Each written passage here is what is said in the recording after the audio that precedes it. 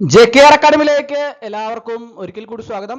Inspecting assistant പരീക്ഷയ്ക്ക് വേണ്ടി തയ്യാറെടുക്കുന്ന ഉദ്യോഗാർത്ഥികൾക്കുള്ള എല്ലാ ക്ലാസ്സുകളും ഈ ചാനലിലൂടെ നിങ്ങൾക്ക് ലഭ്യമാണ്. ക്ലാസ്സുകൾ ഇന്ന് തന്നെ ആരംഭിച്ചിട്ടുണ്ട്. കഴിഞ്ഞ ദിവസം ഞാൻ സിലബസും കാര്യങ്ങളൊക്കെ തന്നെ ക്ലാസ് എടുത്തിട്ടുണ്ടായിരുന്നു. കൂടാതെ ഇന്ന് നമ്മുടെ സ്പെഷ്യൽ ടോപ്പിക്സിന്റെ വളരെ പ്രധാനപ്പെട്ട പ്രീവിയസ് ചോദ്യങ്ങളാണ് ഇന്നത്തെ ക്ലാസ്സിൽ നമ്മൾ ഡിസ്കസ് ചെയ്യാൻ പോകുന്നത്. അതോടൊപ്പം തന്നെ വളരെ പ്രധാനപ്പെട്ട ഒരു കാര്യമുണ്ട്.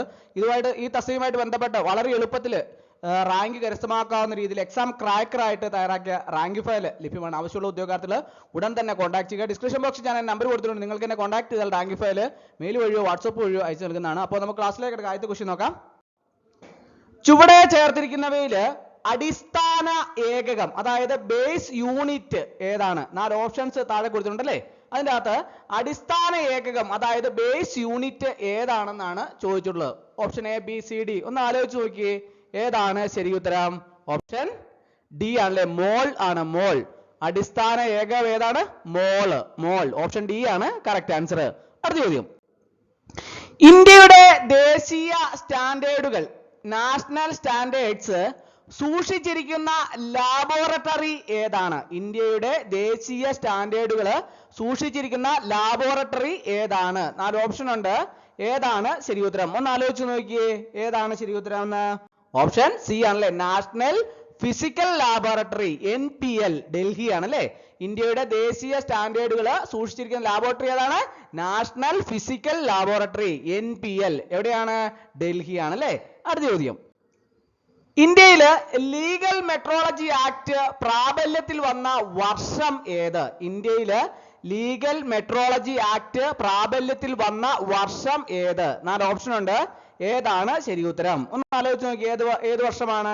2009 അല്ലേ. ലീഗൽ മെട്രോളജി ആക്ട് 2009 ഇന്ത്യയില് തൂക്ക അളവുകൾ നിയന്ത്രിക്കുന്ന ഒരു പ്രധാന നിയമമാണ് അല്ലേ.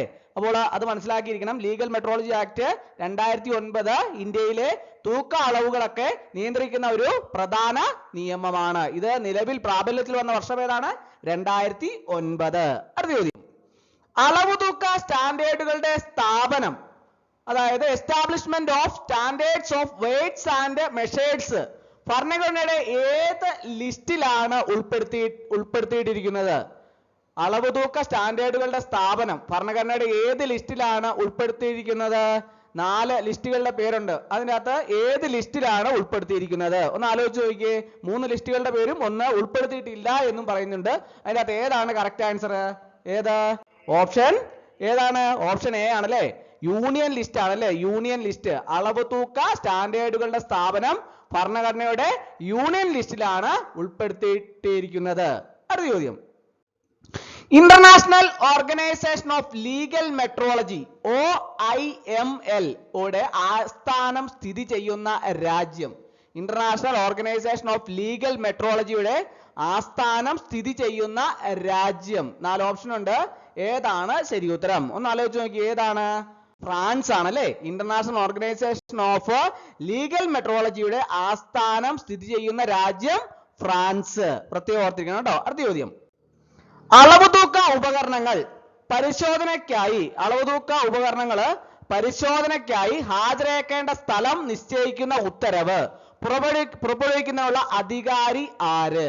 അളവ് തൂക്ക ഉപകരണങ്ങൾ പരിശോധനയ്ക്കായി ഹാജരാക്കേണ്ട സ്ഥലം നിശ്ചയിക്കുന്ന ഉത്തരവ് പുറപ്പെടുവിക്കുന്നതിനുള്ള അധികാരി ആര്? 4 ഓപ്ഷൻ ഉണ്ട്. ഏതാണ് ശരി ഉത്തരം? ഒന്ന് ആലോചിച്ച് നോക്കി. ഏതാണ് ശരി ഉത്തരം? ഓപ്ഷൻ സി ആണല്ലേ, legal metrology controller. Legal metrology controller ആണല്ലേ. അളവ് തൂക്ക ഉപകരണങ്ങൾ പരിശോധനയ്ക്കായി ഹാജരാക്കേണ്ട സ്ഥലം നിശ്ചയിക്കുന്ന ഉത്തരവ് പുറപ്പെടുവിക്കുന്ന അധികാരി ലീഗൽ മെട്രോളജി കൺട്രോളർ. അടുത്ത ചോദ്യം. ചില്ലറ വിൽപ്പനയ്ക്കുള്ള പാക്കറ്റിന്മേൽ നിർമ്മാതാവിന്റെ പൂർണ്ണ മേൽവിലാസത്തിന് പകരമായി ഉപഭോക്താവിന് ഇക്കാര്യം മനസ്സിലാക്കുന്നതിനുള്ള അടയാളം മതിയാകും എന്ന വ്യവസ്ഥയുള്ള പാക്കറ്റിന്റെ കപ്പാസിറ്റി എത്ര?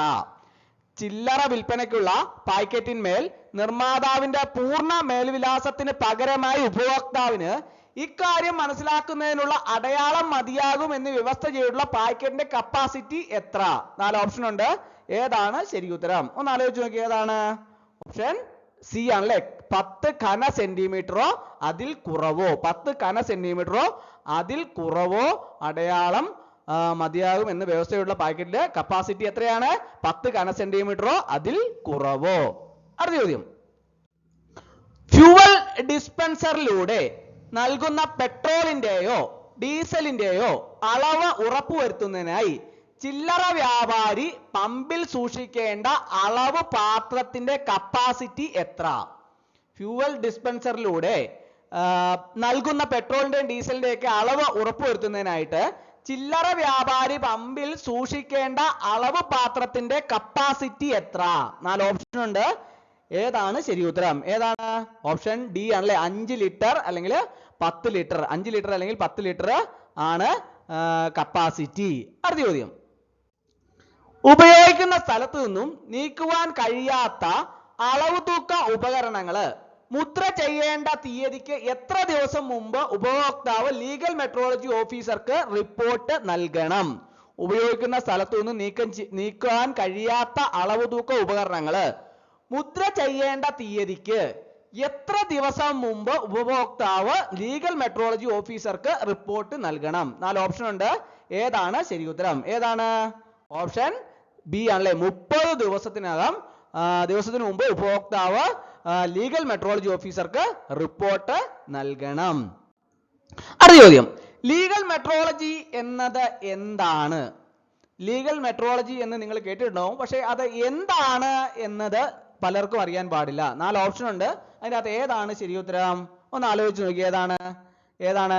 ഓപ്ഷൻ ബി ആണല്ലേ, നിയമപരമായ അളവുകളും തൂക്കങ്ങളും സംബന്ധിച്ച ശാസ്ത്രം. നിയമപരമായ അളവുകളും തൂക്കങ്ങളും സംബന്ധിച്ച ശാസ്ത്രം. അതായത് ഈ ലീഗൽ മെട്രോളജി എന്നത് വ്യാപാരം, ആരോഗ്യം, സുരക്ഷ എന്നിവയിൽ ഉപയോഗിക്കുന്ന അളവുകളും തൂക്കങ്ങളും നിയമപരമായി നിയന്ത്രിക്കുന്ന ശാഖയാണ്. അടുത്ത ചോദ്യം, OIML എന്നതിന്റെ പൂർണ്ണ രൂപം എന്താണ്? OIML എന്നതിന്റെ പൂർണ്ണ രൂപം എന്താണ്? ആർക്കെങ്കിലും അറിയാവോ? ഒന്ന് ആലോചിച്ച് നോക്കി. എന്താണ്? ഓപ്ഷൻ ബി ആണല്ലേ, international organisation of legal metrology. ഒരു OIML ഒരു അന്താരാഷ്ട്ര സംഘടനയാണ്. ലോകമെമ്പാടും തൂക്ക അളവുകളുടെ ഏകീകരണത്തിനായി ഇത് പ്രവർത്തിക്കുന്നു. പ്രത്യേകം ഓർത്തിരിക്കുക.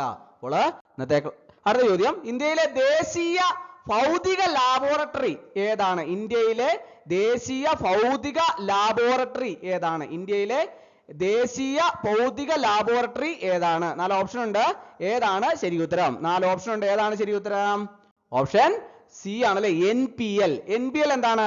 National physical laboratory. ഇന്ത്യയിലെ ദേശീയ അളവ് മാനദണ്ഡങ്ങളുടെ പ്രധാന സ്ഥാപനമാണ് അല്ലെ. ഇന്ത്യയിലെ ദേശീയ ഭൗതിക ലാബോറട്ടറി ഏതാണ്? NPL. ഇന്ത്യയിലെ ദേശീയ അളവ് മാനദണ്ഡങ്ങളുടെ പ്രധാന സ്ഥാപനമാണ്. അടുത്ത ചോദ്യം, PRSL എന്നത് എന്തുമായി ബന്ധപ്പെട്ടിരിക്കുന്നു? PRSL നിങ്ങൾ കേട്ടിട്ടുണ്ടോ? PRSL അത് എന്തുമായിട്ടാണ് ബന്ധപ്പെട്ടിരിക്കുന്നത്? 4 ഓപ്ഷൻ ഉണ്ട്. ഏതാണ് ശരി ഉത്തരം? ഏതാണ്?